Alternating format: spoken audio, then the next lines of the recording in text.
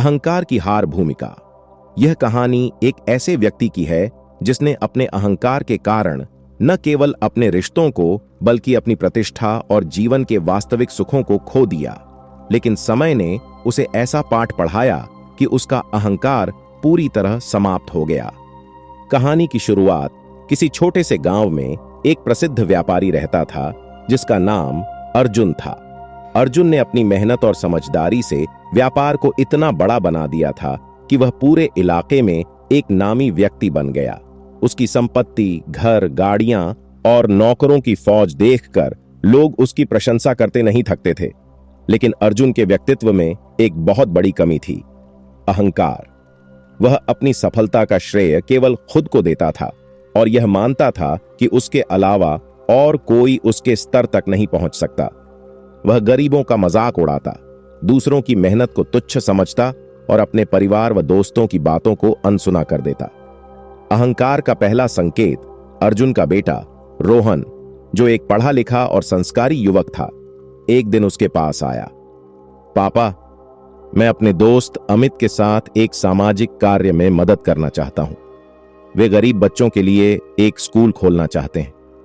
क्या आप हमारी मदद करेंगे? अर्जुन ने हंसते हुए जवाब दिया, रोहन, ये सब बेकार की बातें हैं। गरीबों की मदद करने से कुछ नहीं होगा।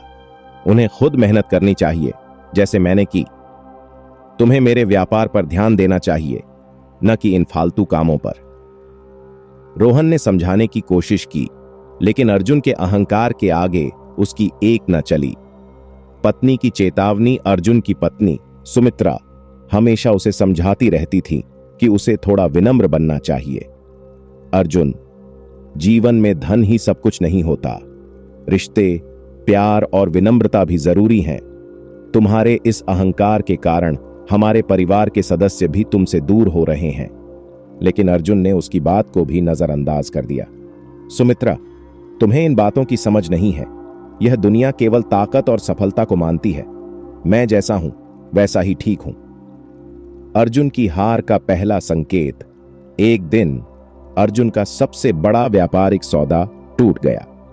उसकी कंपनी को करोड़ों का नुकसान हुआ। अर्जुन को यकीन नहीं हो रहा था कि ऐसा कैसे हो सकता है। यह जरूर मेरे कर्मचारियों की गलती है, उसने गुस्से में कहा। उसने अपने कर्मचारियों को फटकार लगाई और कई लोगों को नौकरी से निकाल दिया। लेकिन यह समस्या का हल नहीं था। उसकी कंपनी पर कर्ज बढ़ने लगा और कई साझेदार उससे दूरी बनाने लगे। परिवार से दूरी इस कठिन समय में अर्जुन को अपने परिवार की जरूरत थी, लेकिन उसके अहंकार और बेरुखी के कारण कोई भी उसके साथ खड़ा होने को तैयार नहीं था। रोहन ने कहा, पापा, अगर आप पहले ही हमारी बात मान लेते और अपने स्वभाव में बदलाव लाते तो शायद आज हम सब मिलकर इस समस्या का सामना कर रहे होते। सुमित्रा ने भी चुप्पी साध ली। अर्जुन ने महसूस किया कि उसके पास सब कुछ होते हुए भी वह अकेला है। गांव का संत अर्जुन को अपने जीवन में पहली बार महसूस हुआ कि कुछ तो गलत है। उसने गांव के प्रसिद्ध संत महात्मा दयानंद से मिलने का फैसला किया। संत ने अर्जुन की बात सुनी और कहा, अर्जुन, तुम्हारा अहंकार तुम्हारे पतन का कारण बन रहा है। जो व्यक्ति दूसरों की कीमत समझता है वही सच्चे अर्थों में सफल होता है। धन और शक्ति क्षण भंगुर हैं। विनम्रता और सेवा ही तुम्हें वास्तविक सुख दे सकते हैं। अर्जुन ने संत की बातों को गंभीरता से लिया और अपने जीवन को सुधारने का निश्चय किया। परिवर्तन का समय अर्जुन ने अपने परिवार से माफी मांगी और उनके साथ समय बिताना शुरू किया। उसने अपने कर्मचारियों से बातचीत की और उनकी परेशानियों को समझा।